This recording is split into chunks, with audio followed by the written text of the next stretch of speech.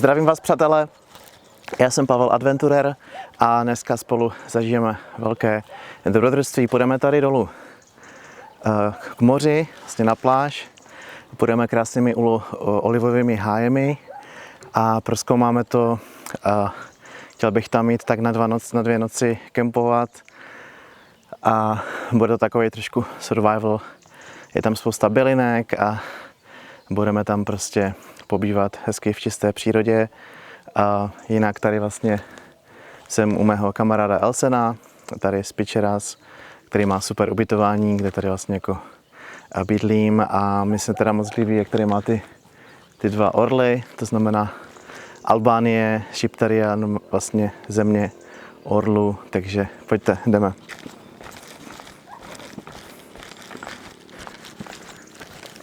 Tak tady za mnou to je můj oblíbený obchůdek tady ve vesnici Pitcheras.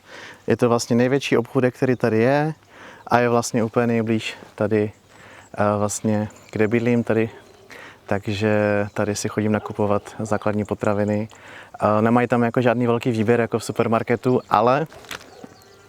ale líbí se mi vlastně ta jednoduchost, prostě 2 druhy sýra, 2 druhy salámu a prostě pohoda, easy, člověk nemá ambivalentní konflikt, takže tak. No, dívejte se na to. Takže takový malý obchůdek a já si tady vždycky chodím kupovat. Vlastně co mám oblíbený, tady mám mega oblíbený ten jogurt, vlastně kos, takový ten řecký jogurt. Pak si tady vždycky beru nějakého sejra. Jo, vidíte to, máslo, 2 druhy sýra, prostě tady je chlazená voda. No a koukejte, a tady vlastně jsou ty nitě, které jsem si tehdy koupil vlastně, abych začal vázat tu šalvi, no. Úplně obyčejná niť, strašně tenká, strašně se vždycky trhala, když jsem to stahoval, že jo, no, sranda. Takže koukejte, tady takový základní nákup, prostě juice, jogurt, pivko, chleba, sýr a to jsem teda dostal, tu brandy, takže to stálo nějakých necelých 1000 leků, takže nějakých 10 euro, 250 korun. No. Takže všechno, co jsem potřeboval, mám. Tak super. Všechno jsem dal do baťohu, dívejte se, jak jsem oběšenej, no. A valíme na pláž, no, tak doufám, že tam dojdu ještě za světla, no. Se nám bude brzo stmívat. Takže koukejte, kouzelné uličky tady. Kouzelné uličky, je to tady jako v Řecku. Ostatně tady žije asi 50 obyvatel vlastně řecké národnosti. No a tady už nám definitivně končí i ulice a dívejte se, to už je jenom taková cestička. No, místňáci se mi vlastně ptali, jak půjdu na tu pláž, tak já říkám, že normálně po cestě tady dolů, takže asi možná trošku nevěřili nebo nechápali, že půjdu tudyma. A tak já jsem tady chodil vždycky po každé, že jo, a tak jako jsem dobrodruh, že jo, no, samozřejmě. Já myslím, že i mnozí z vás by tady mohli v pohodě jít, no, pro ty místňáky je to nepochopitelné, stejně tak, jak je pro ně nepochopitelné, že jdu na pláž a budu tam jako kempovat sám, což teda chápu, že i pro mnohé z vás může být jako neběžné, ale já to tak prostě mám, no, občas jsem rád sám a jindy jsem zase velmi společenský a jsem rád mezi lidmi. Tak a tady se nám otevírá krásný výhled tady na tento záliv, kde je vlastně město Borč a je tam vlastně i pláž v celé délce a je vlastně jedna z nejdelších vlastně, co tady je na albánské riviéře. Takže tady se takovou cestičkou dostaneme na nespevněnou polní cestu, na mapě je čárkovaná, takže dát se doprava a vlastně já vám ukážu i tu cestu, abyste mohli sami tady jednou třeba přijít a na pláž se takhle dobrat. Takže po cestě půjdete tak dlouho, než přijdete na toto rozcestí. To poznáte vlastně tak, že tady je vlastně vila Panorama od mého kamaráda Elsena, kde bydlím.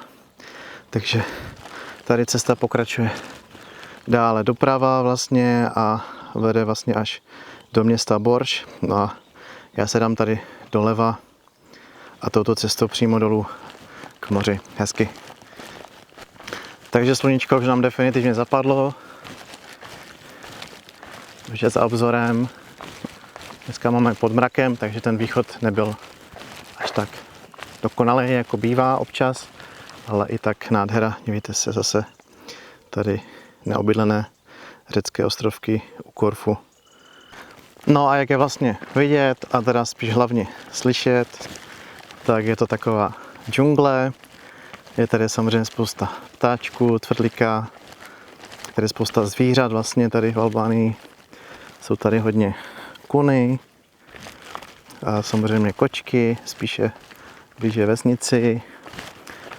Minule jsem tady narazil i na jednoho pejska, takže se tady určitě tady nebudu osamocen. Nemusíte se bát. No a potom taky vlastně v noci tady frčí cikáry, že jo. To ještě určitě uslyšíme. Tak, koukejte, takhle při západu slunce, jak se to stmívá, krásný kozelný olivový strom. Tady máme i nějakou elektrifikaci, elektrické vedení. No.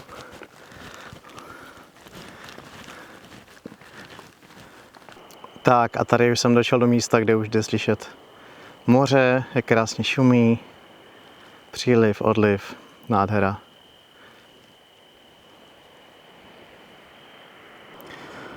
Takže lesní cesta polní se ztratila a tady už vlastně konec.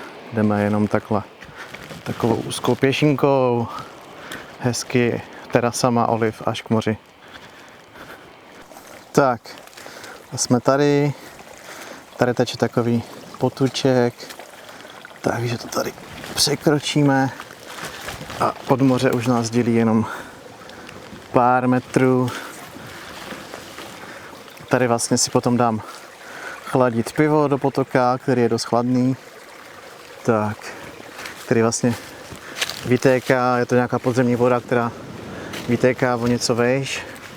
Tak přátelé, a tady jsme tady. Prosím pěkně, tak, prosím pěkně, ve své celé kráse Jonské moře a tady jeden Hodžův bunkřík, paráda, takže pláž, které říkají místní Kubova. Takže u bunkru jsem se dal doprava a došel jsem tady na takovou jednu terásku, tady si vlastně mezi stromy natáhnu hamaku, tady je nádherný výhled, se pak podíváme přes den. A tady vlastně je ohniště. Takže všechno, co potřebuji, nádhera. Takže já už jsem se tady utábořil, řekněme, zakempil tady u mého oblíbeného olivového stromu nádherného. Jsem se tady takhle rozprostřel svoje věci a tady vlastně za mnou je natažená hamaka, kde budu spinkat. Doufám, že nebude pršet, protože když jsem tady byl zhruba před 3 týdny, tak měl být krásný slunečný víkend a v sobotu v noci z ničeho nic přišla předpověď a následně na to i přišel teda přívalový déšť. Tady samozřejmě u moře se to hodně rychle to počasí může měnit, no a já jsem samozřejmě nebyl absolutně na to připraven a byla to opravdu smršť, to znamená, že já jsem měl teda jakoby takovou jakoby pláštěnku, takovou celtu, kterou jsem se snažil jakoby zakrýt tady. Bohužel jsem si ani nepřipevnil nad tu hamaku a jenom jsem ji tak jako rozprostřel přes tu hamaku, ale prostě přišel ten déšť a já jsem byl během minuty totál instantně mokrej, jo, takže vlastně všechno mi zmoklo, spacák, jako ten byl hned mokrej, durch, všechno. Stalo se to ve 4 hodiny ráno, takže já jsem prostě si říkal, tady to jako nevyhraju jako nijak. Musel bych spát jako mokrý, ve mokrým spacáku, prostě, jo, tak si to dokážete představit, jako asi nic moc. No, takže jsem si tady ty svoje repetičky hezky pobalil a prostě šel jsem nahoru, prostě do ubytování, že jo, já nevím, je to asi hodinka cesty tady, jo, do kopce, takže ve 4 ráno jsem tady měl takovou akcičku, no a pak jsem prostě se dospal teda doma.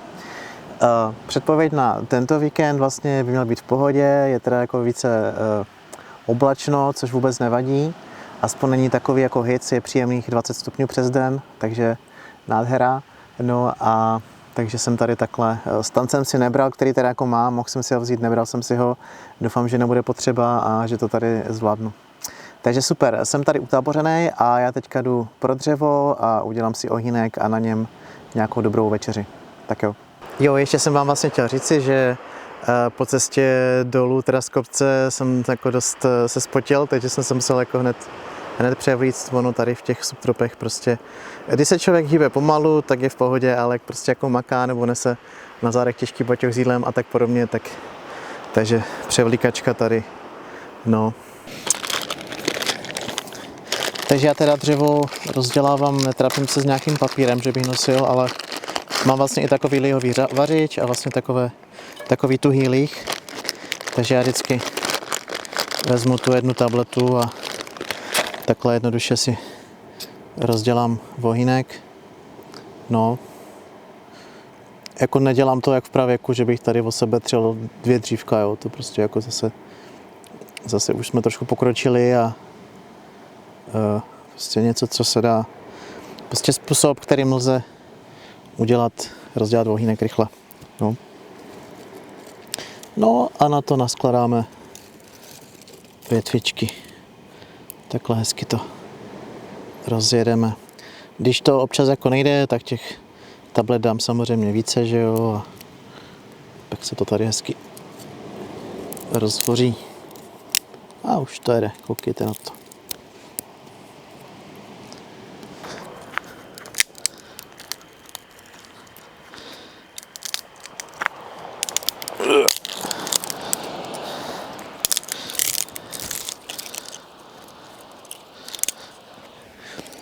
Jinak dřevo je vlastně z olivových stromů, to jsou vlastně větve, které takhle přirozeně opadaly, že nádherná vůně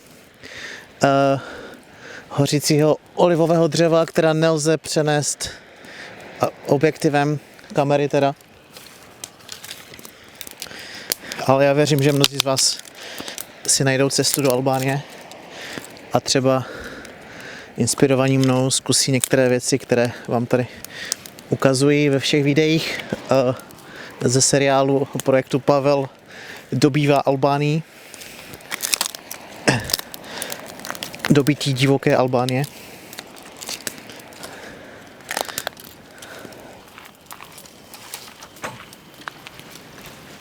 Takže pozor, mám tady takový malý update. Vlastně jsem si uvědomil, že tady to dřevo z těch olivových stromů, že vlastně to není jako přirozeně spadané, protože je to vlastně i na konci vidět, že to uřízlé, ale právě když probíhá sklizeň vlastně oliv, tak oni vlastně takhle ty stromečky ořezávají, aby vlastně mohli jako dále jako růst a tak podobně. No a z toho vlastně potom všude tady kolem je to dřevo, kterého tady jako spousta. Tohle chrastí vlastně vůbec nikomu nevadí, že se tady jako pálí. Vlastně jsem chtěl i říci, že vůbec lidé tady z vesnice Pičeras jsou velmi jako vřelí, velmi jakoby jsou rádi za nás turisty, kteří tady vlastně jezdíme. A takže určitě doporučuju, pokud chcete jít na jistotu, tak přijet tady do této části vesnice Pičeras nebo jedna opodál vlastně Vlukova. Jsou tady moc fajn lidi, vlastně moc jakoby nás mají rádi a vlastně moc rádi mají vlastně Čechy, samozřejmě i Slováky, Poláky, Němci tady jezdí hodně, samozřejmě Holanďané, jak jinak, takže určitě doporučuji zavítat do těchto míst, krajů a koutů.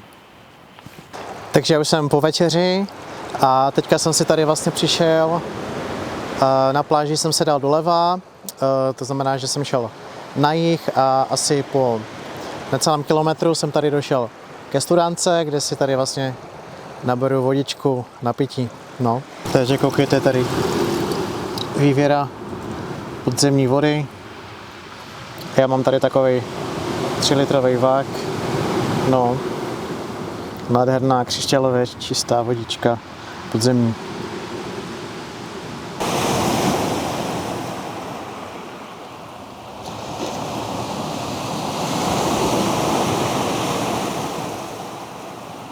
Takže přátelé, kamarádi, já jsem si udělal výborný čajíček ze šalvěje, kterou jsem si tady natrhal.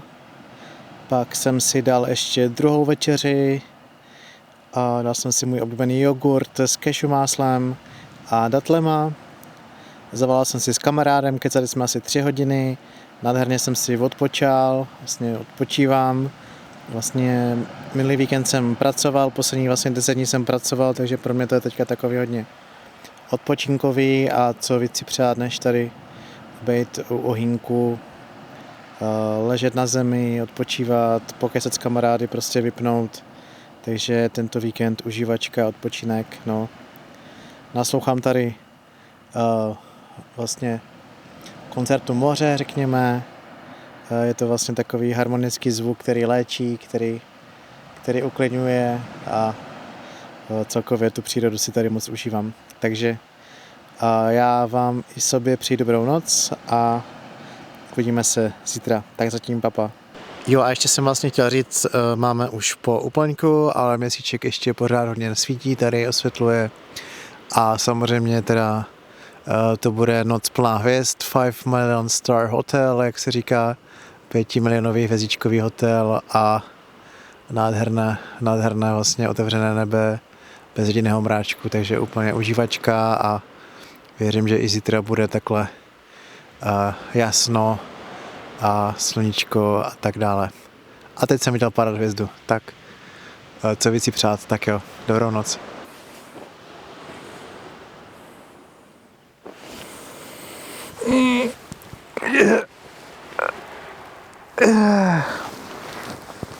Tak přátelé, dobré ráno. Se tady vychomoulím z spacáku, který jsem potřeboval na noc. Takže bylo relativně chladno. No a tady noc plná hvězd, tak jinak. Nádhera, dneska máme azuro, totální boží užívačka, takže jsem nadšenej a mám tady k tomuhle místu speciální vztah, mám to tady strašně rád, cítím se tady strašně šťastný a nemám slov, no. Tady jsem byl vlastně poprvé v roce 2017, tady bylo první shromáždění Rainbow ever, no a je to tady paráda prostě, no. Tak jo, hele, tak nebudeme to natahovat a jdeme se vykoupat do moře, juhu, uhu.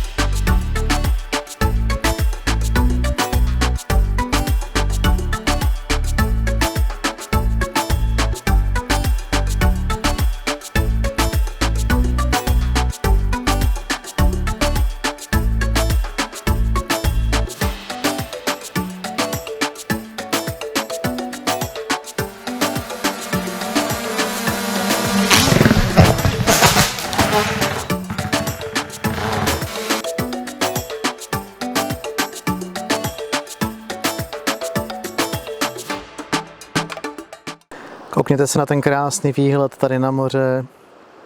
Tam úplně vzadu to je vlastně, tam je pláž Kakome, takový poloostrov a za ním je město Saranda. A tady na druhé straně je ostrov Korfu a nádherné Jonské moře. Jonské moře vlastně znamená, Jony znamená Jan, to znamená, že to je vlastně Janovo moře. Tak, nádhera. Je to balzam na duši. Vlny, moře, jeho šum, příliv, odliv. Nádhera. Tady dneska probíhá sklizení několika olivových stromů. Tady vlastně paní majitelka, které vlastně vůbec nevadí, že se tady chodí kempit, jsme tady naopak vítání. Takže určitě tady můžeme být jen tak. No a tady vede taková cestička hezky dolů k moři. Sluníčko teda dneska pěkně svítí, pěkně pere. Řekl bych takových příjemných 20 stupňů, 21. Nádhera. No a tady na té terase kempím teďka. Tam napravo za stromečkem je můj hamák. A nalevo od stromečku je vlastně ohniště, takže tady to mám teďka celý pro sebe.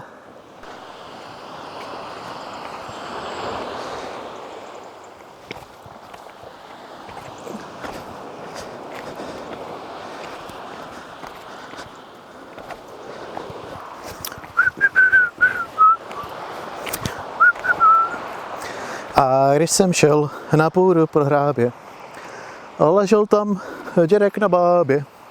A když jsem šel na půdu pro hrábě, ležel tam dědek na bábě. Takže tady to je můj oblíbený kamínek. A vždycky jsem si na něm sušil oblečení, když jsem si ho takhle jako vypral v moři.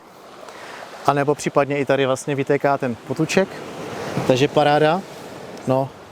A jak vidíte, tak slouží tady vlastně i k tomu, aby byla zamaskovaná moje nahota a nikoho to tam na tom YouTube neurazilo. No. A já už jsem spocený jako vrata do chlíva, takže mi nic jiného, než to tam mít prudnout. Co vy na to? No. Tak jo, tak pojďte, jdeme. Jo. Woohoo!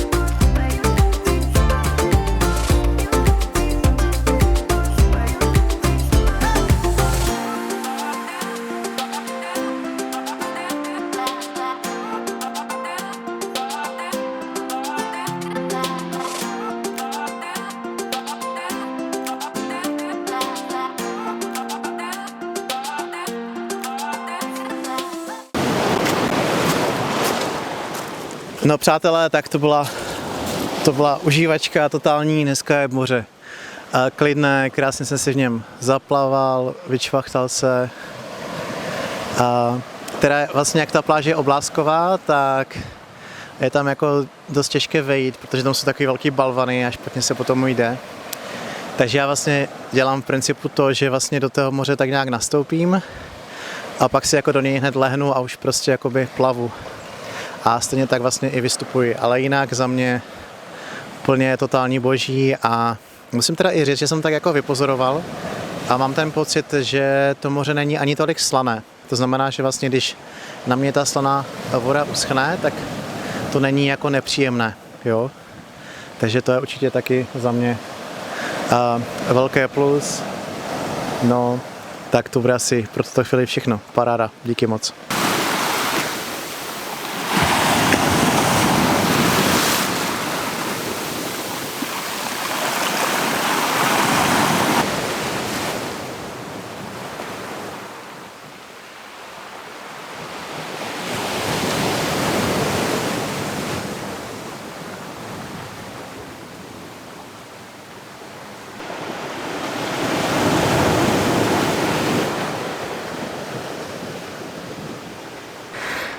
Takže se právě nacházíme tady na mém oblíbeném bunkru, na které jsem často třeba v noci ležel a pozoroval nebe plné hvězd. A ten příběh bunkru je takový, že vlastně když v roce 1968 vojska Varšavské smlouvy okupovali Československo a v té době vlastně Enver Hodža měl tady vlastně taky svoji takovou tady diktaturu komunistickou, tak se kamarádil samozřejmě s Rusy a se Sovětským svazem. No a nicméně v té době, když to viděl, že si vlastně ti Rusáci takhle jako jen tak prostě k nám vpadli, tak se toho zalekl a rozhodl se po celé zemi vybudovat takovéto bunkry. Nikdo vlastně přesně neví, kolik těch bunkrů je. Jsou různé odhady, já jsem studoval různé zdroje, které uvádí, že jich je od 150 000 až třeba po 1 000 000. Nejčastěji jsem viděl, že třeba 750 000. A jedna vlastně z teorií taky říká, že jeden bunkr byl na 4 obyvatele albánské. V dnešní době má Albánie asi 3 miliony obyvatel. To znamená, že si to můžete dopočítat. Každopádně bunkry jsou, je to vtipné, že ty bunkry jsou prostě kdekoliv, jo? Že vlastně byste to vůbec nečekali. Není tam žádná logika, žádná systematičnost. Prostě bunkry jsou uprostřed měst, jsou někde pod stromem, jsou někde v pustině, jdete někde po horách a najednou vidíte bunkr a vůbec jako netušíte, jak se tam dostal.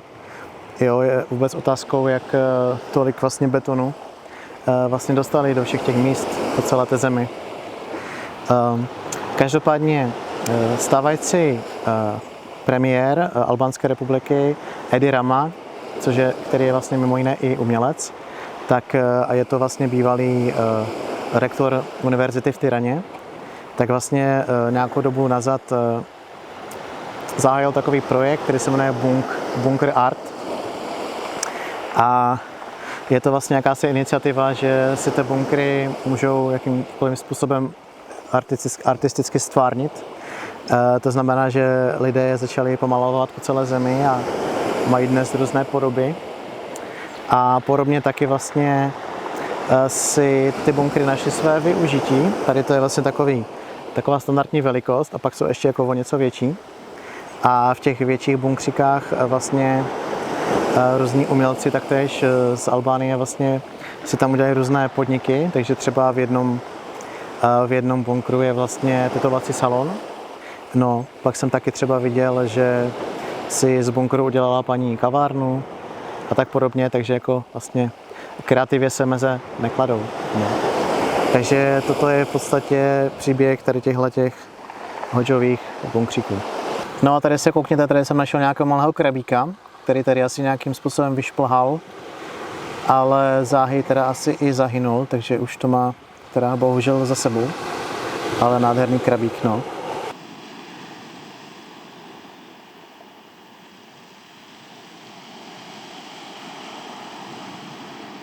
Takže přátelé, já jsem si tady dneska hezky odpočinul a už je odpoledne, pozdější odpoledne, kolem 4. hodiny. Sluníčko už nám pomaličku zapadá za obzor a tak do 2 hodin bude tma. A já jsem si tady přišel odpočinout, ale nejen to. Přišel jsem si tady udělat i takovou ceremonii, kterou jsem si tady vždycky dělal každý rok. Dovezl jsem si z Česka bylinky. Jsou to konkrétně houbičky, kouzelné houbičky, neboli lisohlávka česká, latinsky Psilocybin bohemica. No a tady si teďka vlastně na tomhletom ohýnku společně s dalšími řekněme bylinkami vlastně vytvořím takový ledkvar, který mi pomůže vlastně otevřít mé vědomí, rozšířit vědomí a vlastně dostat se do větších hlubin mé duše, mého srdce. A je to vlastně je to vlastně i medicínská vlastně jakoby medicine plant, to znamená houbičky vlastně i léčí. Tady je vlastně nutno říct, že tady s tím sdělením a s tímhle videem vlastně vnímám velkou společenskou zodpovědnost, a to sice takovou, že toto jako není pro každého, je to určitá specifická práce. Je potřeba mít velký respekt tady z této medicíny. Taky vlastně nedoporučuji nikomu, aby si to třeba dával poprvé sám. Určitě doporučuji vždycky s někým, s nějakým dobrým kamarádem. Já jsem sám šamán neboli kněz, takže já se dokážu sám obhospodařit a mám vlastně i četné zkušenosti, takže takto s tím pracuji. Taky vlastně je důležitý takzvaný set a setting, to znamená, v jakém prostředí si to dáte, to znamená ideálně třeba někde v přírodě, jako tady u moře, což je nádherná zkušenost, nebo někde, kde se cítíte dobře, třeba u vás doma. A určitě doporučuji, pokud by vás to nějakým způsobem zavolalo a chtěli jste to vyzkoušet, a nějakou zkušenost, nějaké poznání získat, dostat, poznat, tak nejlépe s někým zkušenějším. Já sám jsem měl vlastně houbičky poprvé ve 32 letech, se vlastně ke mně dostali a bylo to vlastně druhé psychedelikum, které jsem v životě vyzkoušel. První bylo Bufo alvarius, to jsem vyzkoušel vlastně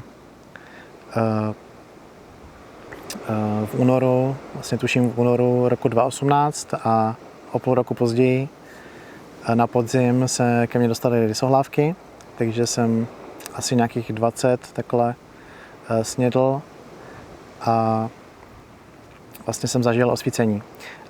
O tomhle bych rád hovořil, ale až v nějakém dalším videu nějak podrobněji. Teďka se chci vrátit k tomu tady, takže opravdu velmi zodpovědně a s tímto pracovat. Takže já teďka si tady připravím na ohýňku vlastně tento kouzelný nápoj a půjdu si ještě prvé nazbírat, udělám si to i s dalšíma bylinkama, a taktéž jsem si vlastně dovezl kakao. Je to divoké kakao z divokých kakaových bobů z Bolívie, a houbičky jsem si teda dovezl z České republiky, teda převezl jsem je přes hranice, mám teda dost odvahy, takže opatrně, není to jako legální, takže nedoporučuju teda, jo. Tak super, jdeme nazbírat nějaké lokální bylinky. Takže vlastně první bylinka, která roste kousíček od mého tábořiště, je jak jinak než šalvěj řecká, neboli Salvia forticosa, takže tady je takový nádherný stoneček, si utrhnu. Tak, se na to. Vzal jsem si zrovna nůž, asi se ještě pro něho skočím. Takže nádhera. Divoce rostoucí Salvia forticosa, šalvěj řecká. Tak další zajímavá bylinka, která tady roste, je tady ta, a není to nic jiného, než známe oregano. To znamená bylinka, která roste v podstatě v celém Středozemním moři, řekněme. Takže dívejte se na to, krásná, divoká, takhle to se dá obrat. Tady tyhle ty stonečky. No a jako když si to člověk dá do pusy ještě takhle čerstvé, no tak to je úplné dezinfekce, prostě úžasná síla přírody. Samozřejmě vše je divoké. No. Takže takhle oregano tady z Albánie.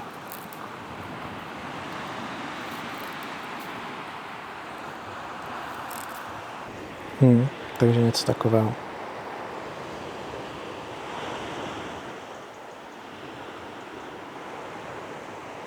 No a další vlastně, teda ne už bylinka, ale listí tady vlastně z olivových stromů. To jsou vlastně dneska čerstvě prořezané větvečky, takže já si tady nazbírám tady vlastně listí, to znamená divoké listy z olivovníků, nádhera, takže taky dobré na odvar, zdraví, prospěšné. Tak jako ostatně i olivový olej, kterému se říká tekuté zlato. Dívejte se na tyto nádherné lističky. z olivového stromu. Pecička. Takže já jsem si tady vytvořil takový oltář. Tady vidíte v kmeni stromu. No a dal jsem si tady vlastně všechno, co tady u sebe mám teďka. A je to vlastně i na takový jako znak hojnosti. Takže vlastně mám tady kakao, tady mám houbičky, tady mám vlastně 2 svazky šalvějové, tady to je řecká šalvěj, tady to je lékařská. Oba dva jsou dostání na mém e-shopu. No, mám tady třeba i palenku, dívejte se, tady mám pomeranč utržený ze stromu, ten použiju vlastně na přípravu medicíny, šalvěj, no samozřejmě tady tohleto zlato, tekuté zlato, olivový olej, tady nějaké další bylinky, vlastně horský čaj, šalvěj, lékařská, která tady neroste, chleba. Takže já si tady takhle vlastně zapálím svíčku, tím započnu teda tuto ceremonii.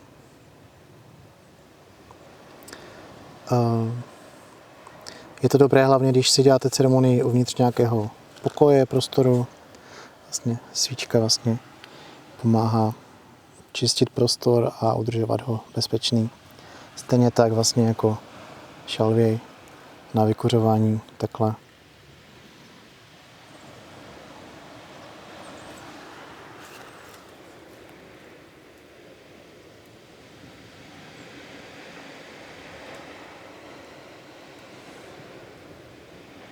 Tak, vidíte, už to krásně hoří. Takže potom svouknout a nechat hezky doutnout.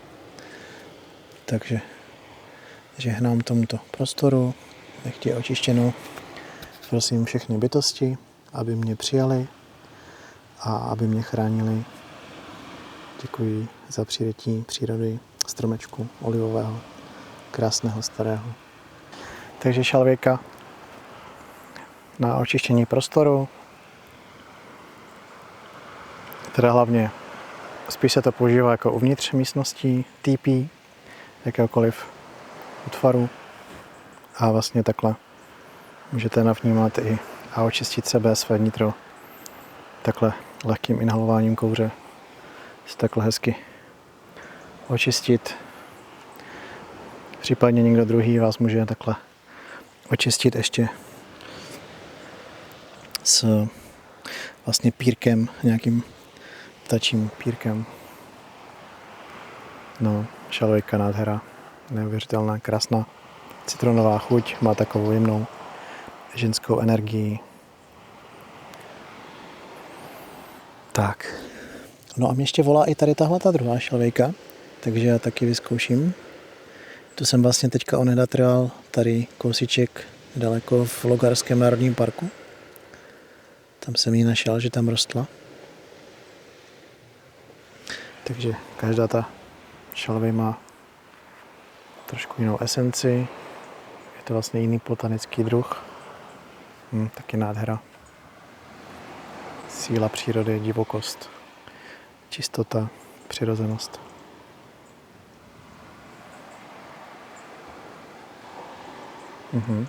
Výborné, děkuju. Takže já jsem si tady postavil vodu na čajíček, na odvar vlastně z bylinek.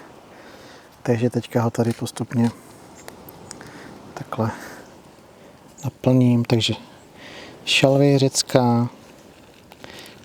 Dále tady mám listí z olivových stromů. Další vlastně věcička je tady. To oregano. Víceméně všechno, co tady ta příroda nabízí. Dále mám tady s sebou vlastně bylinky z dalších částí Albánie. Takže hojník. Vlastně takhle i druhý typ šalvěj lékařská, Salvia officinalis. No a dívejte se, tady jsem si dovezl i teda z České republiky, tady to je květ černého bezu, taky bezinka. Určitě mnozí z vás máte rádi bezinkový syrup. Tak. A rovněž další bylinka z České republiky, která jsem si to takhle nadrtil. Dívejte se, lisohlávka česká. Takže si tam tak pocitově dám asi 2 lžičky. Tyhle jsem sbíral před rokem v listopadu vlastně. Takže normálně, když jsou čerstvé, tak stačí bohatě 10-15 houbiček. Takhle, když už jsou třeba rok staré, tak třeba 50 houbiček. Samozřejmě záleží na síle, jaký máte záměr výletu. To je vždycky důležité si ujasnit. Dělat to s nějakým smyslem.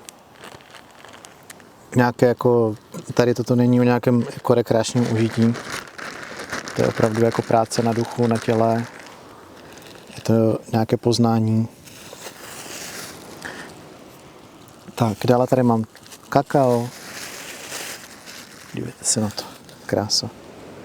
Kakao.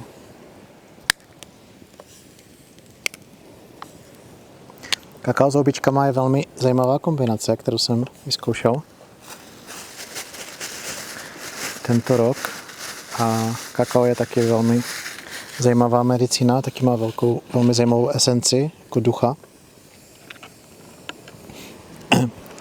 No a aby se nám vlastně ty houbičky zaktivovaly, tak je taky dobré tam přidat buď to teda citron, anebo já tady mám teda pomeranč, taky místní, tak to je úplně úžasné.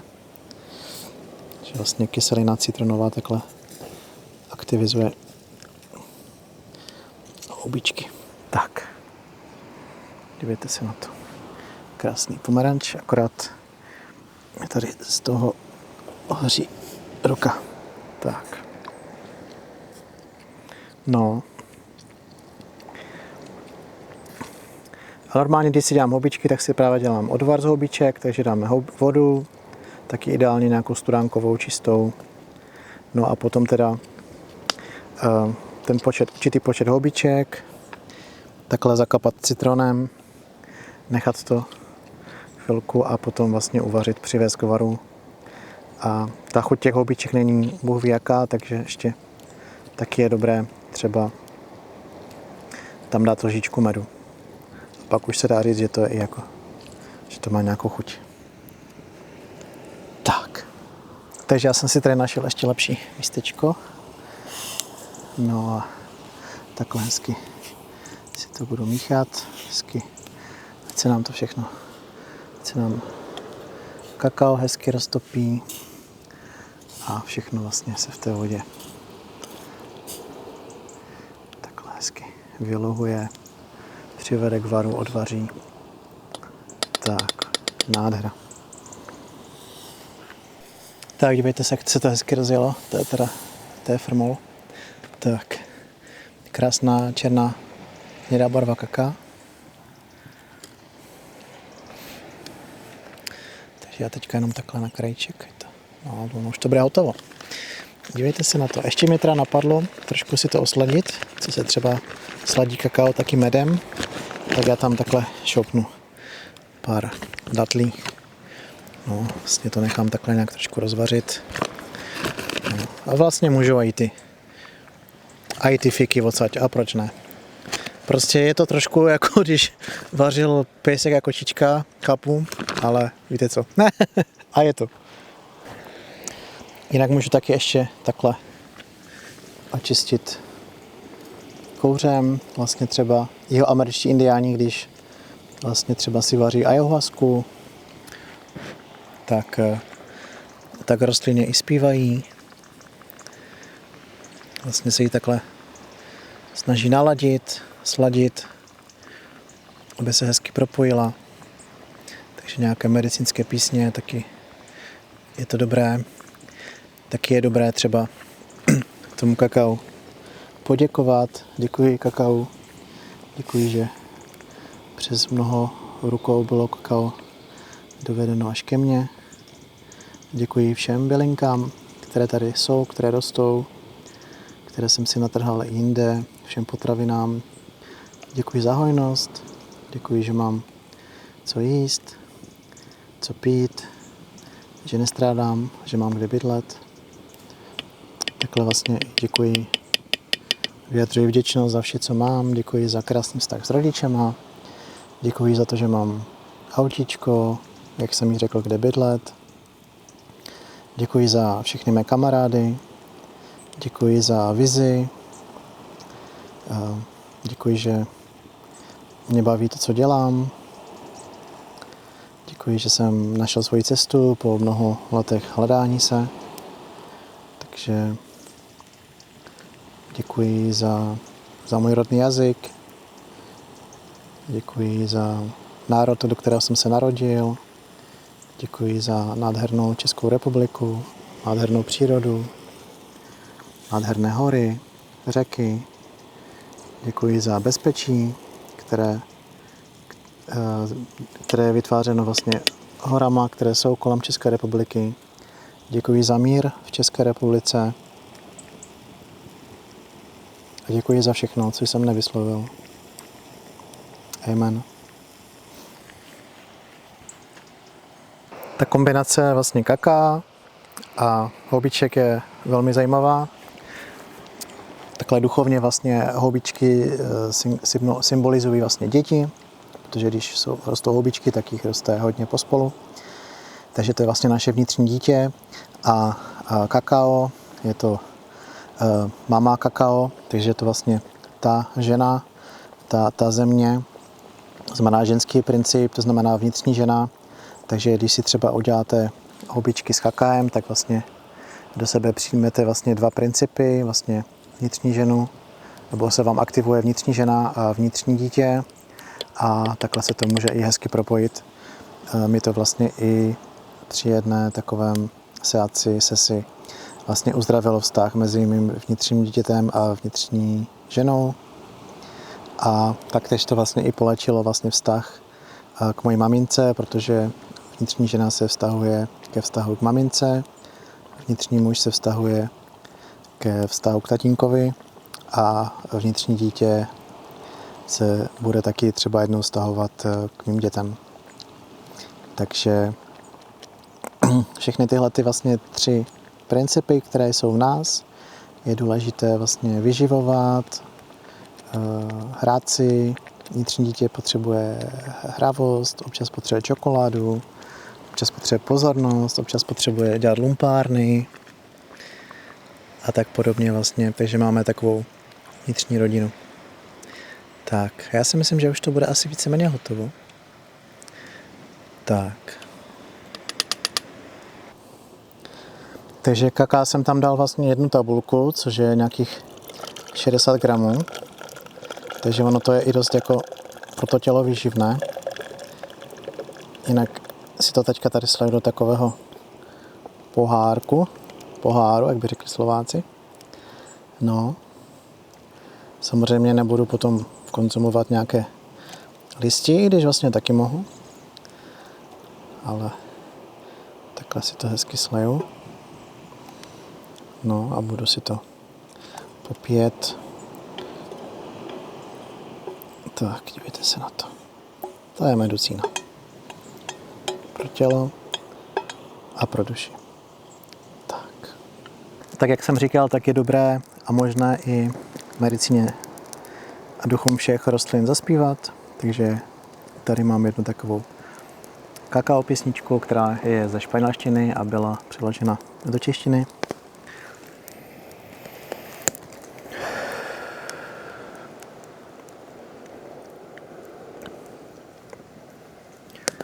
Světlo v semínku je navždy uložené. Dárek od matky, který živí a vyživuje.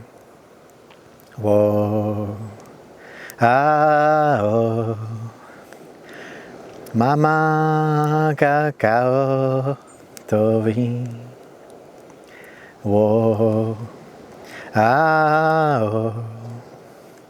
Mama kakao to ví.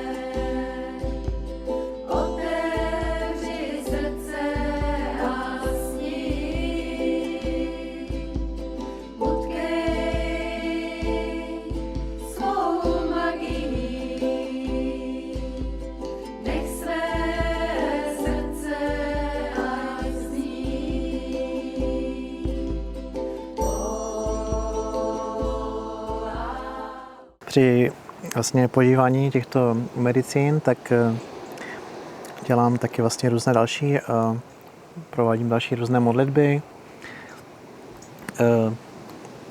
Tak jako, že jsem kněz, tak nejsem nijak vlastně asociován s žádnou vírou, nejsem ani katolický kněz, ani protestantský, ani muslimský. Asi by jsem řekl, že jsem spíš takový jakoby šaman, že jsem tak jako zaměřen tak přirozeně, přírodně. Nejvíce jsou mi blízci asi třeba jihoameričtí indiáni, vlastně to jejich pojednání, že vlastně žijou v souladu s přírodou.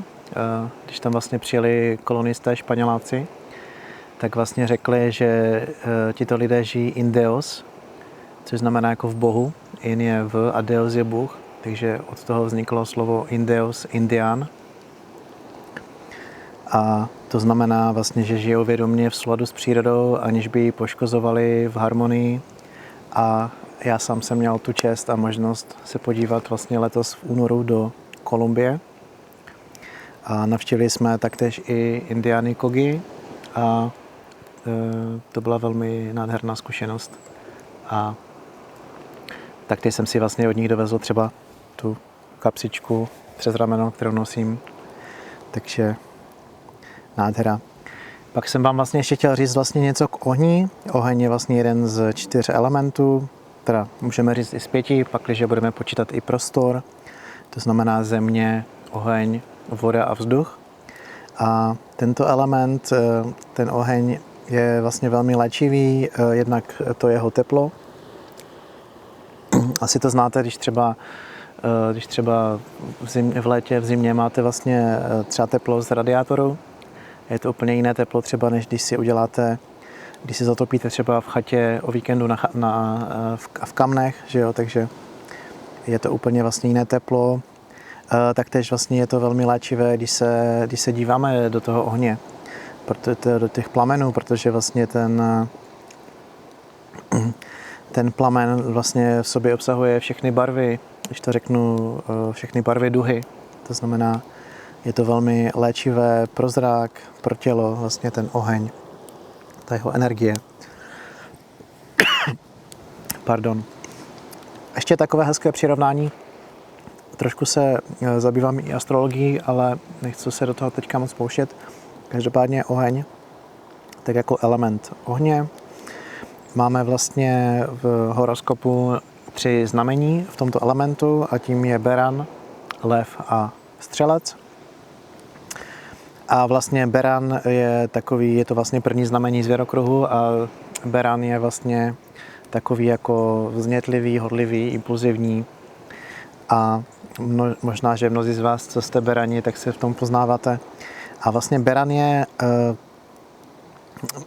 vlastně ten druh ohně, když vlastně vezmeme nějaké chrastí a zapalíme to a to splane, tak to je vlastně jako princip a energie vlastně berana. Potom vlastně máme lva. Teďka bych řekl, že ten oheň hoří tím lvem, to znamená lev. Ten vlastně se rodí od konce července do konce srpna, to znamená v srpnu je nejvíc teplá u nás a to je vlastně to teplo a ten oheň, jak vlastně takhle hoří, tak vydává ten stabilní žár. To je prostě to teplo té savany, kde ten lev žije někde v Africe, v Tanzanii nebo v Kenii. No a potom, když ten oheň dohoří a už máme jenom uhlíky, tak to je vlastně jako princip střelce. To znamená, střelec není vznětlivý jako beran, není ani tak hrdý jako lev, ale střelec je vlastně uhlík, který vydává konstantní silný žár a žhne. Takže tak.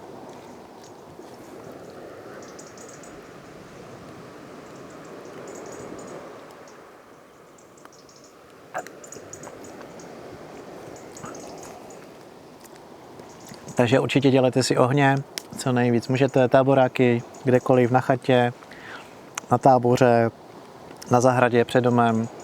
Ohynky dělejte, léčí nás, je to úžasná síla toho ohně, toho světla, toho tepla. Tak a přece jenom se nám to trošku barví do červená.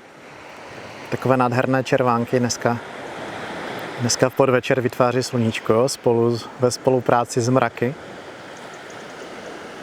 No nádhera.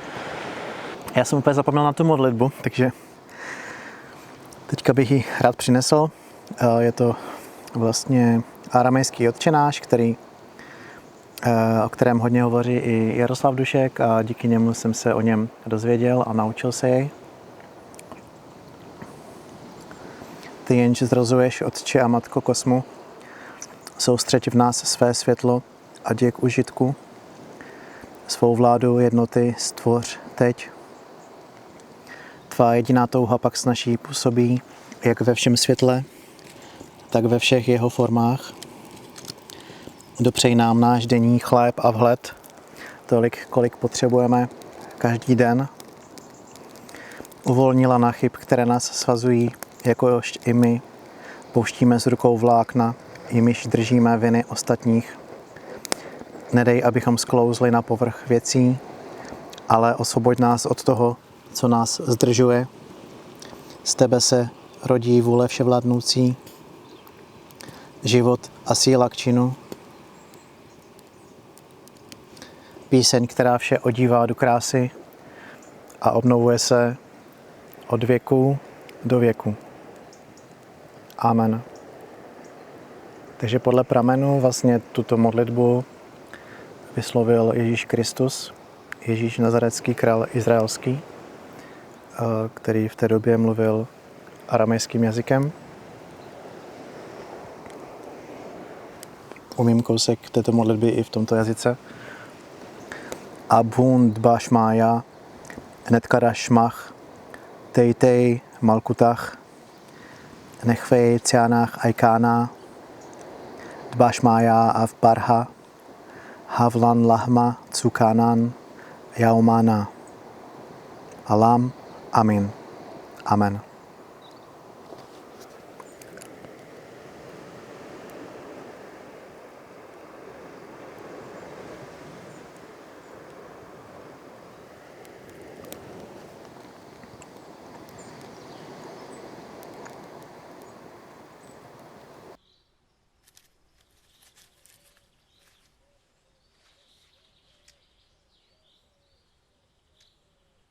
A co jako bude? Nejdřív bude peklo. Ale když to vydržíš, tak přijde ráj. Ráj na zemi. A co když to nevydržím? Neboj se nic. Se zas vrátíme zpátky.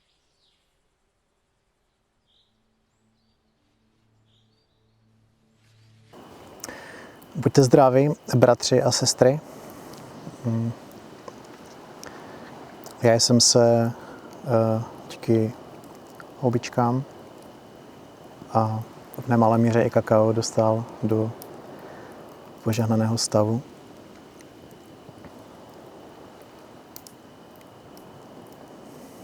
Do stavu posvátného bytí. Do stavu rozšířeného vědomí.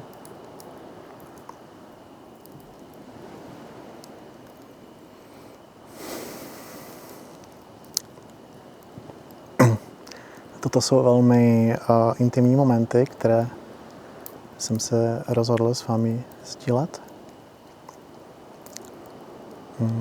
Uzrál čas.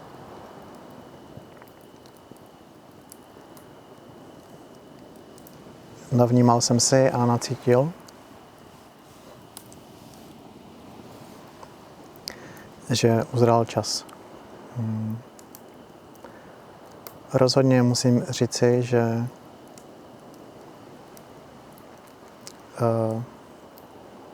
tímto činem vystupuju ze své komfortní zóny.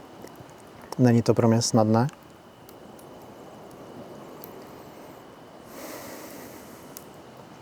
A tak jakože se jmenuji Pavel,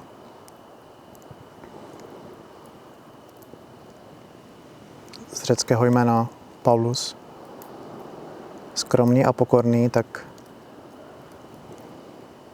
z mé skromnosti a pokornosti k vám nyní budu hovořit.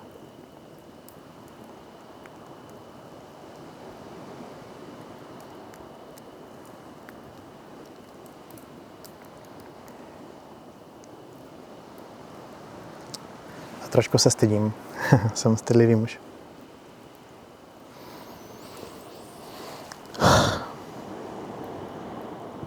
Je na čase, abych se přinesl.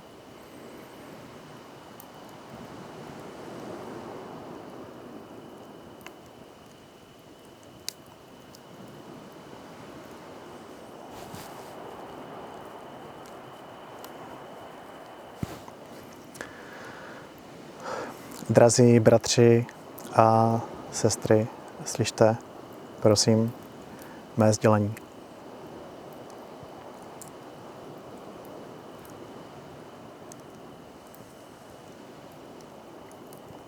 Buďte zdraví, bratři a sestry.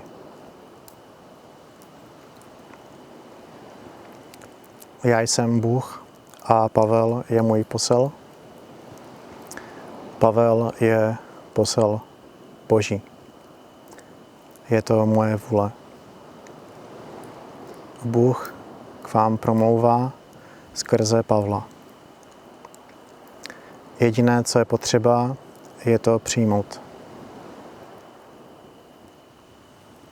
Je mou vůlí, aby Pavel šířil mé jméno a mé slovo. Pavel bude v pravý čas promlouvat k lidstvu mým jménem.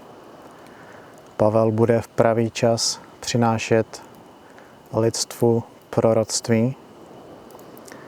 Všichni lidé v pravý čas poznají Boha skrze Pavla.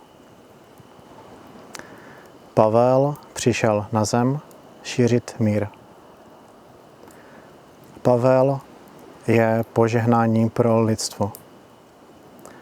Miluji lidstvo skrze Pavla. Žehnám lidstvu skrze Pavla. Pavlova láska je Boží láska. Miluji tě takový, jaký jsi. Bůh tě miluje takový, jaký jsi. Přijímám tě takový, jaký jsi. Bůh tě přijímá takový, jaký jsi. Pavel tě miluje takový, jaký jsi. Pavel tě přijímá takový, jaký jsi. Miluji všechny bezpodmínečně. Pavel jde svou cestu za lidstvo pro Boha. Pavel si svou cestu vybral dobrovolně, než se jeho duše vtělila do jeho těla. Pavel jde svou cestu za lidstvo pro Boha.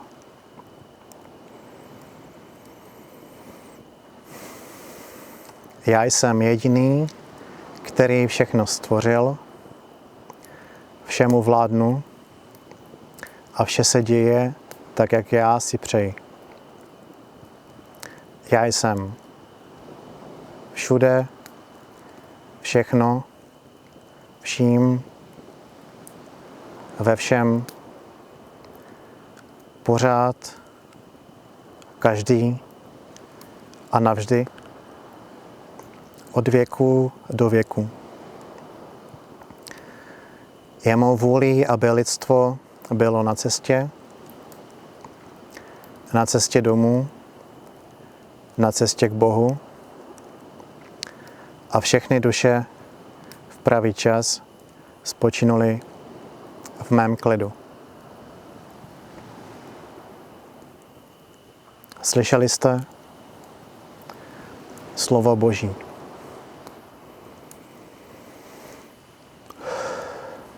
Díky Bohu.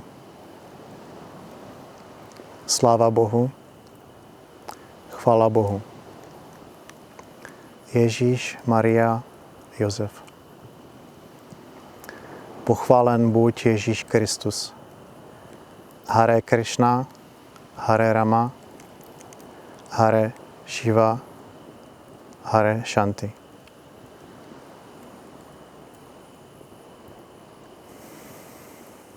Allahu Akbar. Bůh všemohoucí.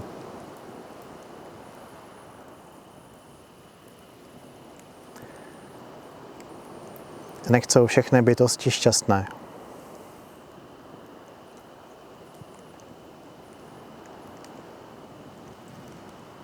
Děkuji na všechny strany, časy a věky. Hare Om Tat Sat Om.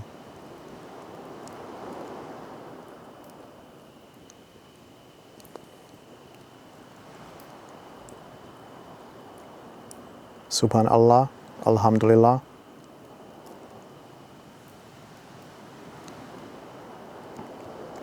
Allahu Akbar.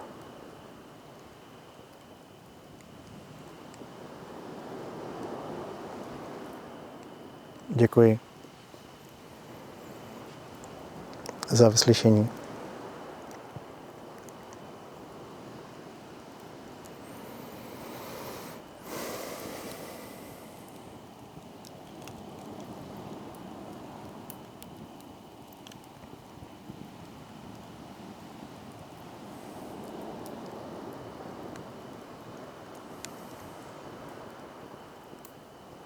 Přeji vám vše dobré ze srdce.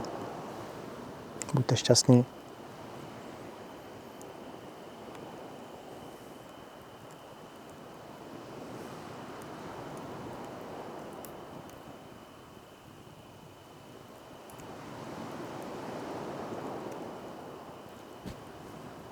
Poroučím se.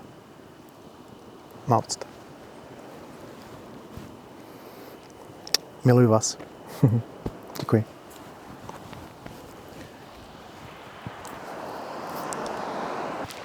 Takže přátelé, koukněte na to. Já tady scházím na bosák, na míru bosáka, jak říká můj kamarád. Takhle na divoko, v divoké Albánii. Kurně. Na Svito Pavla je to jde vidět. Taky moje interní rozhovory tady. No a jdu si tady dolů do řeky pro vychlazené pivečko. Ano. No, koukněte na to, takže tady v tom božím potučku už se mi tady chladí dlouhou dobu pivíčko. Takže dívejte se, pivíčko, pivo Korča, což je vlastně město tady v Albánii. A jak jsem se nedávno dozvěděl, tak 2 dny nazad, tak toto je vlastně number one, takže to je asi jako něco u nás Plzeň, Personal Urquell, tak tady to je jednička v Albánii, Korča, Bira Korča, Falom Nederit. Tak, hauš. Takže přátelé, já vás opět vítám v tomto prostoru, v tomto posvátném kruhu, který jsem tady vytvořil. Jste vítání a děkuji vám za pozornost. Takže houbičko kakaový a další bylinkovo výlet je víceméně u konce. Prošel jsem si tím. Po tom, co jsem vypl kameru, tak pustil jsem si moji oblíbenou mantru, Ekonkar, královská mantra. Ekonkar Guru Prasad, yes. Tak v uších v jejím rytmu jsem se dostal i do méně, řekněme, když bych to hodnotil, veselých emocí a přišel pláč. Takže jsem tady plakal jako malý kluk, to jsem nenatáčel, nebyl jsem schopen a opravdu jsem tady se vyhřval jako malý kluk. Moje vnitřní dítě, zraněné, ublížené, traumatizované. Takže to bylo velmi léčivé a velmi léčivé bylo i to, že jsem v tento den našel odvahu, abych se vám takhle přinesl veřejně. A jsem velmi rád, že jsem to udělal. Můj největší dar od Boha je odvaha. No a tak nějak, abych vás jako provedl vlastně tím tripíkem, jakoby tady, když už vám o tom říkám a sdílím to s vámi, tak vlastně, když vlastně jakoby řekněme, člověk jako vzlétne díky té medicíně houbiček a dostane se do nějakých, uletí, jak se říká, uletí do jiných světů, tak je potom dobré se zase navrátit na zem a uzemnit se. Takže já tak činím typicky třeba pivem, mám prostě rád pivo. Aspoň v tomhle jsem takový typický Čech, řekněme, i když asi nepůsobím jako typický Čech, určitě ne vzhledem a taktéž ani svým chováním, ale myslím si, že to je běžné, že vlastně člověk, který jako cestoval, tak má takové jakési světové pojetí vlastně a je takový jako univerzální, takže se v mnohých věcech nechovám jako typický Čech.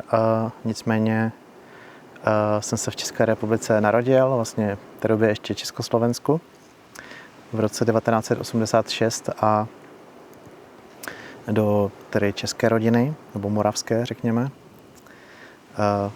z boží milosti. A pardon. Takže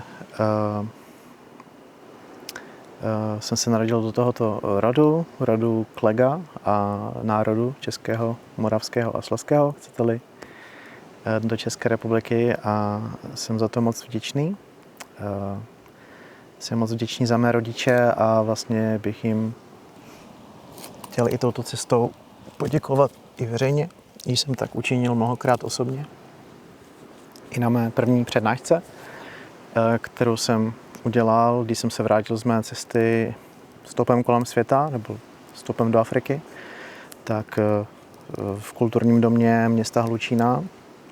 Bylo to někdy v březnu roku 2017. Přišlo asi 150 lidí, tak to jsem byl velmi vděčný a tam jsem vlastně pozval i rodiče a tam jsem jim teda veřejně poděkoval a takhle i teda online. Děkuji za to, že mě přivedli do dospělosti, že mě živili, šatili, byli mými učiteli, i maminka, i tatínek, leco si se mnou museli i prožít. A tímto je vlastně považuji i za svaté. To úžasný jako rodiče a jsem za ně moc vděčný, mám dneska s nimi nádherný vztah. A takhle v tom duchovnu mám blíže k mamince, ale tatínek je takový víc na zemi a s ním mám taky velmi krásný vztah a s oboma rodičema. Nebylo to snadné, taky to trvalo, taky jsem na tom musel hodně pracovat. A my všichni vlastně. Takže děkuji moc a děkuji vám všem, kteří koukáte na toto video. Možná to cítíte v hlase. Jsem takový trošku dojatý. Tím vším, co říkám. No. Takže děkuji a Na zdraví, no. Tady pivíčko teda vychlazené z boží ledničky. Z potoka. Ze 7. schodu.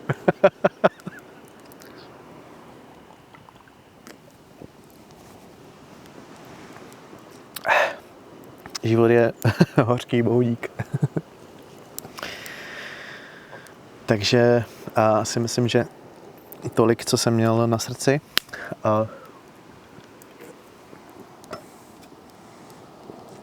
Ještě teda vlastně tady mám taktéž třeba na uzemnění, to teda většinou nepoužívám, ale já mám osobně rád, když už teda pálenku, je to na mě dost silné. Můžu si dát třeba občas štamprly. Nejradši mám, když je to domácí, třeba slivovice nebo jakákoliv domácí pálenka v jakékoliv zemi. Tady jsem teda od pána dostal teda ten Skanderberg brandy, takže taky i ten alkohol není zlý. Vlastně ty houbičky, které rostou v našich zemích a které vlastně jakoby dokážou nejvíce poléčit vlastně dušičku člověka, trápenou nebo prostě zasekanou v nějakých životních stereotypech, tak vlastně oni jsou nejvíce blízké tomu evropskému pojetí života. Zkoušel jsem i jiné medicíny, jako je třeba ayahuasca z Jižní Ameriky, a nebo třeba i iboga, která není moc známa u nás. Je to kůra z kořené z Afriky. Velmi krásné bytosti, velmi krásné medicíny.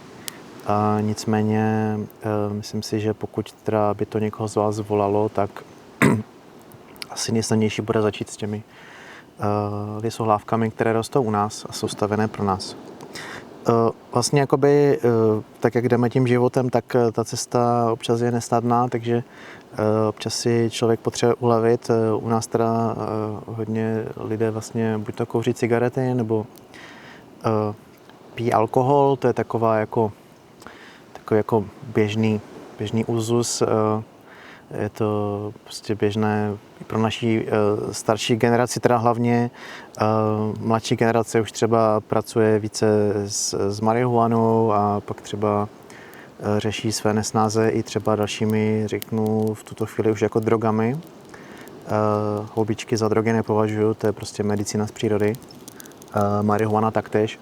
Každopádně, ať už to je jakákoliv jako medicína, i třeba ta štamprle slivovice, což je taková, nebo to pivo, což je taková, řekněme, česká ayahuasca, tak všeho prostě s mírou, no. A bohužel se to jako zneužívá a lidé pijou hodně a jsou utrápení a pak to třeba nemá blahý dopad na třeba pro společnost nebo prostě pro komunitu těch lidí, které žijí, vlastně, nebo ti lidé, kteří žijí, takže když je někdo třeba alkoholik, tak to není šťastné. Tady jakoby i v rodinách, i v té komunitě širší, že vlastně lidé. Ale vlastně i ostatní drogy, s čímkoliv, jakoby, cokoliv užíváte nad míru, tak vlastně to nedělá dobrotu, takže ať už to je panák, slivovice, štamprle, tak nebo pivo, tak velmi za mě velmi s mírou a trošičku a to určitě může pomoci utrápené dušičce. Takže takto. Takže já si tady teda ještě dám takhle srknu toho brandy albánského. Gezuar, jak se říká albánsky.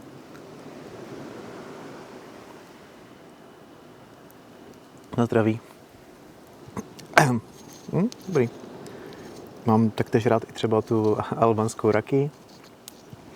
A ještě mi vlastně přišlo v tuto chvíli, možná by bylo dobré říct, že mám taky velký dar na jazyky. Tento dar je asi teda většinou dán právě cestovatelům. Takže prostě jsem bedna, to říct. Jsem prostě angličtinář a jsem i španělštinář a francouzštinář a arabštinář a ruštinář, řekněme. Takže umím hovořit těmito jazyky světovými a umím taky spoustu slov ve spoustě jazycích, jako je gruzinština, iránština. A vlastně v každé zemi, kde jsem pobýval, tak jsem většinou pobýval 2 až 3 měsíce a poznával jsem ty věci do hloubky. Takže arabsky taktéž hovořím vlastně egyptským dialektem. No, tak možná malou ukázku, showtime. Takže třeba, tak anglicky už jste mě asi slyšeli mluvit. You heard me to speak English. I had the opportunity to study in Great Britain on Erasmus exchange program. And there I met a French girl. Oui, en fait, j'ai rencontré au Royaume-Uni que je fais ma study en Angleterre. J'ai rencontré cette copine française et avec us, je fais pratique de français, peut-être on peut dire, je peux dire comme ça. También puedo hablar español. En España vive medio año, o sea, 6 meses vive en Barcelona y practiqué y antes estudié español. O sea, digamos en 2 años conseguí hablar en español con este fluidez. И сейчас на русском могу сказать, когда я работал в фирме, в компании в Brno. No, tam já přihlasil na kurz ruského jazyka. No a i potom вообще v putešeství, когда я автостопом путешествовал в миру, но я так много говорил тоже так в Грузии, в Абхазии. И там даже встретил девочку из Беларуси, но мы там жили вместе, общались. Вот так. Так научил русский язык. أنا أعرف عربي مصري. أنا ساكن في مصر 1 سنة. أنا مسافر يعني أنا سافر حول العالم.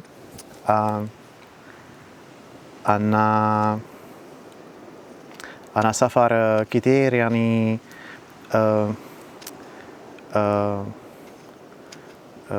أنا سافر مصر، السودان، الكويت، أردن، إسرائيل، فلسطين.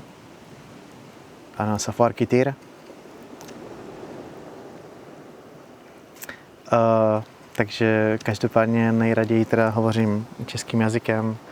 Je to můj rodný jazyk, který miluji ze srdce nejvíce.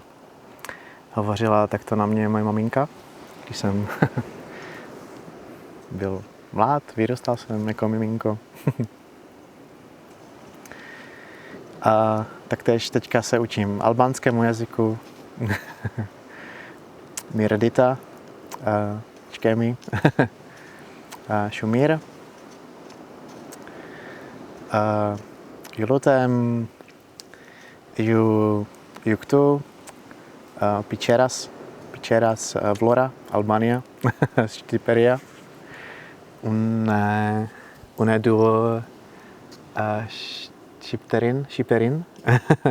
I love Albania, miluji Albanii. Tak se trošku stydím, tak děkuji. Takže se zase pro tu chvíli poroučím a na zdraví. Buďte zdraví. Kezuar. Takže dokonáno jest, ceremonie u konce. Tímto vlastně sfoukávám svíčku a ukončuji tuto ceremonii, uzavírám tento prostor. Děkuji. Jo, zkouška mikrofonu. 1, 2, 3. Takže, přátelé, už je ceremonie uzavřená. A nejenom, že jsem všechno spláchl lahodným mokem jménem pivo, ale taktéž budu všechno uzavřít a veškerou transformaci odevzdám tady do elementu vody. Očistím své tělo a děkuji. Dopřeju si tuto boží koupel. No, takhle v noci, uprostřed noci. A proč ne? Tak jo, jdem na to. Takže přátelé, moře bylo boží jako vždy. Janské moře a Janovo moře. A dokonanou jest. Děkuji Bohu. Dobrou noc. Dobrá tady, já jsem tady strávil nádherné 2 noci a 2 dny. A mám zbaleno a je na čase se vrátit domů. Těším se na sprchu a těším se zase, že budu stříhat tohle video pro vás a zase pokračovat ve sběru a výrobě svazku na vykořování. Takže tak paráda. Tak pojďte, jdeme. Takže koukněte se, tady to je moje oblíbené místo. Jsou tady vytvořené přírodou takové tůňky z říčky, která tady protéká. No, nádhera. A já se teďka půjdu do jedné z těch tůněk vykoupat. Je tady vlastně krásný chládek, krásný stín, hlavně takhle přes den se tady dá schovat. Přátelé, koukejte tady na tu malou žabičku, to je úplně boží tady. Nejsem tady sám. Takže chlazení se v tůni, co víc na to říct. A je to relativně chladné. A není to jakože mrznoucí, ale dá se tady hezky trošičku na Wim Hofa prodýchat, schladit tady s žabičkou, no, ňuf, no, ty zvířátko. No, takže koukejte tady, albánský Bufo alvarius, no, nádhera. No, koukejte na to, ještě si musím vzít mačetu, abych se tady probil. Jo.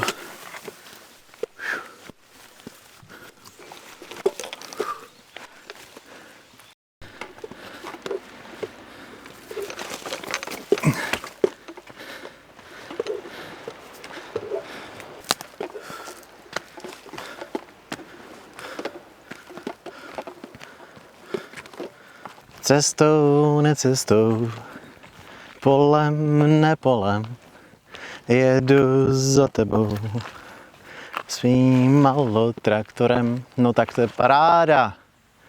Přátelé, nádherné kopečky nad vesnicí Pičeras. Koukejte na to. Albánie.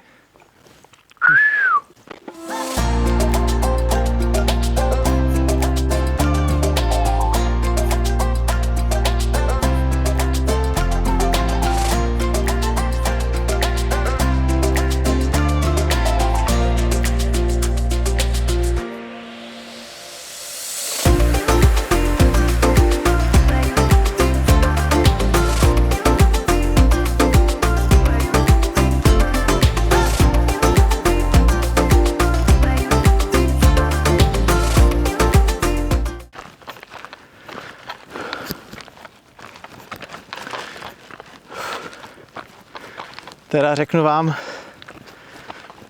vítaj ten kopec, to je očistec. Už asi možná tušíte, proč ta pláž dole je lidu prázdná.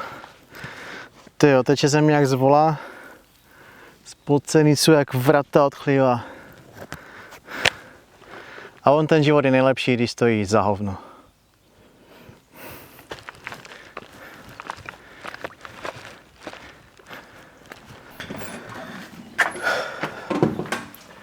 Slava nazdar výletu, nezmokli jsme, už jsme tu.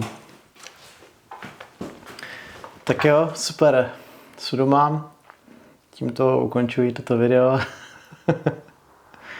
Díky moc, že jste koukali, doufám, že se vám videjko líbilo, doufám, že jste si užili dobrodružství a doufám, že někteří z vás zavítáte na tu krásnou lidoprázdnou pláž a na tento krásné místo, o které jsem se s vámi tímto videem podělil.